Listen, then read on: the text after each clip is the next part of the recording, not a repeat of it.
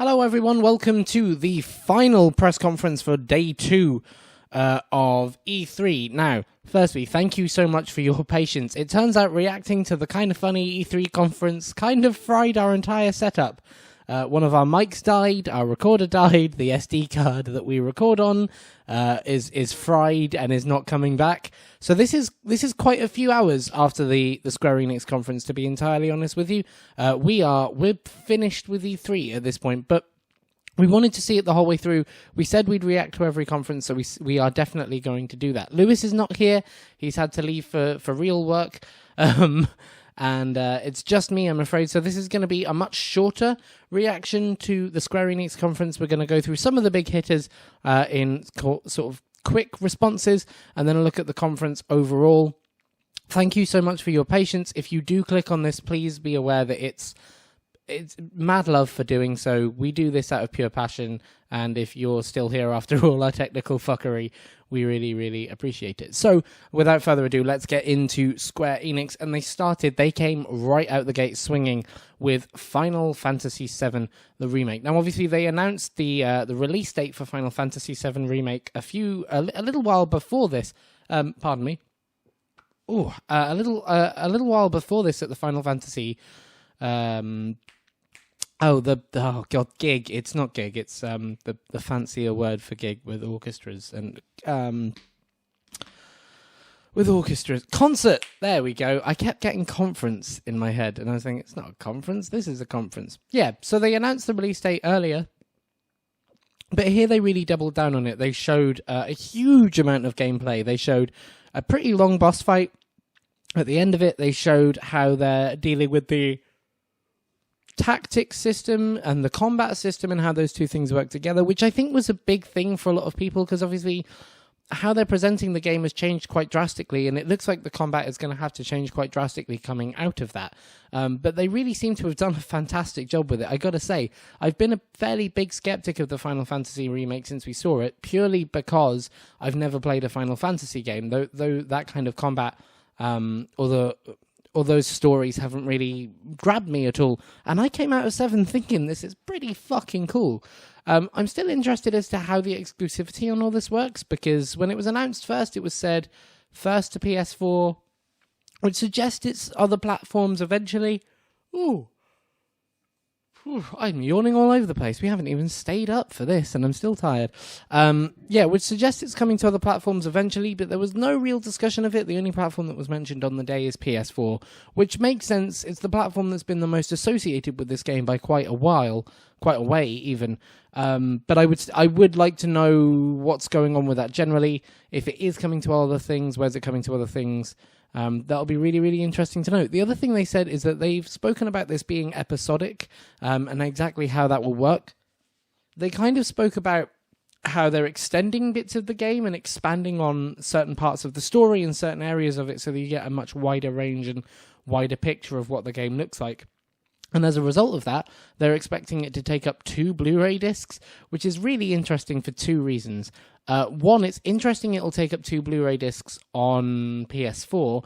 You probably think it's fair to say it would do the same on any other console or platform it comes out on if it gets a physical PC release, for example. It's also really interesting to see that now at the end of generations, we're starting to see more shifts back towards multi-discs again. We saw that last generation at the end of it, like we saw L.A. Noire being 3 discs for Xbox 360. That was only 1 disc, I think, for PlayStation at the time.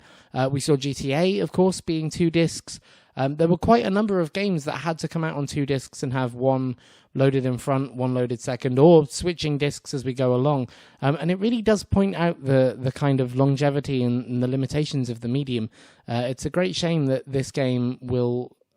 I don't know how they're going to handle it, but it's a great shame that there isn't just like a single Final Fantasy VII package medium, like an SD card or a USB stick or something like that. It's really interesting to see discs still having those problems, regardless of how many generations we go through. I wonder how any other games will do that as we reach the end. Either way, that looked really, really cool. Awesome work. Then we got quite a lot of Dragon Quest stuff. They announced Dragon Quest Builders 2, which is dope. Didn't expect to see that coming out of the conference. Not obviously the biggest hitter, but for the people who were a big fan of it, seeing that they're still supporting the franchise in that sense was really, really cool. and they did a good job of it. Then we got some stuff with other Final Fantasy games. We got a big section on Final Fantasy 14, and their new expansion, which is coming out. Still on all the same platforms. There's no world-breaking Xbox announcement here, unfortunately, although we weren't expecting it. But yeah, the expansion looked really cool. It is really funny to see Final Fantasy VII on one end of the polish spectrum now, or looking as fancy and shiny and new as it does. And Final Fantasy XIV starting to have a bit of age to it. It still looks great, don't get me wrong, but you can sort of start to see that it's not the game it once was when it came out in terms of state-of-the-artness anyway and polish. But that being said, the gameplay looked, well, what was shown looked fine. The content looked really interesting, and I imagine if you're still into Final Fantasy XIV, this will absolutely appeal to you. So, yeah, that was good. Then we had a bunch of other stuff. The conference overall as a whole was really interesting. I expected this to be a direct. I didn't expect it to be an on-stage show. And I guess it makes sense when you think, they had quite a lot, actually, thinking about it, to show this year. And there was quite a weight of expectations on them about what kind of things were going to come out of it, what we were going to see, whether we'd get release dates, whether we'd be getting gameplay, demos, trailers, this, that, the other. So it makes sense. It makes total sense that they did this on stage, but it did surprise me a little bit. The way they framed it had this whole, framed quite literally, they had a display that was showing picture frames, and each of the picture frames was a different franchise and different game, and you zoomed into the picture frame and showed off the start of it, and then you zoomed out and got a demo. And also, their stage was really lovely. Instead of being a regular stage, it was just sort of two podiums on... I guess two podiums on little staircases at the side of it, and people would walk on and do demonstrations, and then people would walk off, or people would walk on with them. It was really cool. It looked like it was a really, really nicely made stage.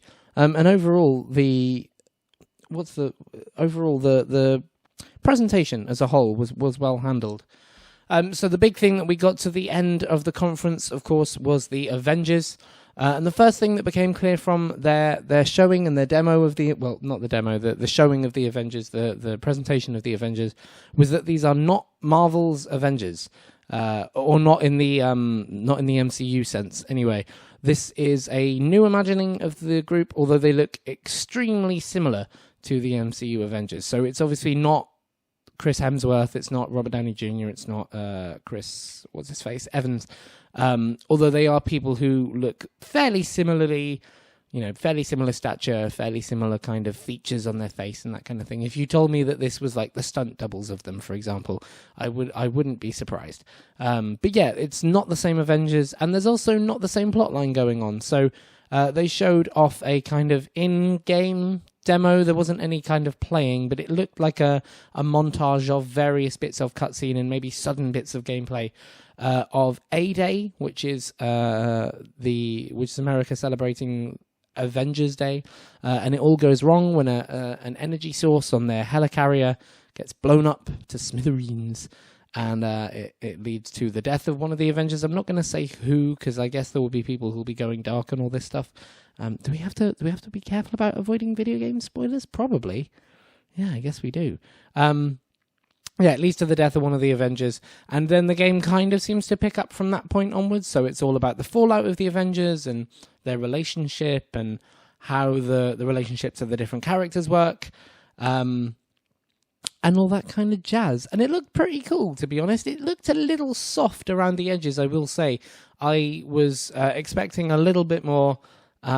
intense graphical work from Crystal Dynamics, and I say that just because we've seen what they do with stuff like Tomb Raider, where it's not necessarily got all the biggest set pieces, and well, it's got quite big set pieces, but like the fanciest lighting or anything like that, but the details they do have are chiseled to within an inch of their life. We've heard so many times about Lara Croft's individual hairs on her head, and this looked a little bit more, ironically, comic booky, not like cel-shaded comic booky, but everything was a little bit more porcelain-y, everything was a little bit more soft around the edges, and it didn't look bad, it just didn't look quite what I was expecting it to, especially from that grittier trailer we got when they announced it for the first time all those years ago. So a couple of interesting things to note here is that it seems like this is going to be a game as a service, but it wasn't entirely made clear. They came out and spoke about how future Avengers, so future characters, and they displayed a future character. Shut your ears for 2 seconds if you don't want to hear who it was. It was Hank Pym, as Ant-Man. They talked about how future Avengers will come at no extra cost, future expansions will come at no extra cost, which is cool. Good guy Square Enix. I'm glad that stuff is coming at no extra cost, but nobody was really expecting this to have a long lifespan of extra stuff. So that's a pretty interesting little thing there. I wonder how they're going to do it. Is it going to be something like Anthem, where the game launches with a base story and content, and the intention is to have a sort of flourishing open world that gains open story and has organic story building onto it? I don't know. I guess it could, of all the things that announced that became or will become games as a service, this one could work the most because you have 4-player co-op, you bring your 4 friends along, you finish this mission with the Avengers, and then you have to do all the, clean up and after game stuff. Oh, that's really fun. And then in a month's time, oh no, Thanos has been spotted in the sky. Go fight Thanos or whatever. I guess it makes sense, and you could do it like chapters of a comic or chapters of a movie. If anything, the MCU itself has been a movie as a live service for a long, long time now. But it was surprising to see that this isn't a core single-player game as a lot of people thought. And I know that it's turned quite a few people off to the idea, not perhaps the whole way, but turned quite a few people off from the initial hype that there was. Lewis was saying that he's been sort of lessened on the idea of this game since hearing about it, unfortunately. We also didn't get a gameplay strictly reveal. As I said, we got a montage of stuff that might be bits of gameplay here, might be bits of gameplay there, but we didn't actually see like what the UI and the interface looks like, what it's like to control the characters, what they do, what their powers are, how they work. So that will be probably later on at some point, although the game is not that far away. They also spoke about having some Sony exclusive stuff, and they kind of focused on that heavily for a couple of seconds. So I wonder if that's going to be their way of having Spider-Man in the game. If they'll announce, it's a shared universe. Spider-Man is in the world of the Avengers, and you can only get Spider-Man in Marvel's Avengers on PlayStation devices, which I guess would make sense. Also, this game is coming to Stadia. Lots of stuff coming to Stadia from the C3. Really interesting little tidbit there. So overall, that was Square Enix's conference, summarized and reacted to fairly sharpishly, to be honest. Overall, a fairly solid conference. No announcements that blew my mind. I expected to come away more jazzed about the Avengers than I was, but it doesn't look bad. Don't get me wrong, and Final Fantasy looks great. This was a solid conference. Nothing surprising, nothing shocking, but pretty damn good, and certainly made me excited for those games. Just what you want from an E3 conference that doesn't blow your mind. So that was that, and the next one up is Nintendo. Hopefully they will. Somebody has to blow our minds, right? So the next one up is Nintendo. We will see you in a few hours for that. Thank you for your patience. We'll see you for the last conference of E3 2019, and then we'll do it all over again in a year's time. It's been a pleasure, and until then, the game is well and truly... Oh, where's the stop button? There it is. Up.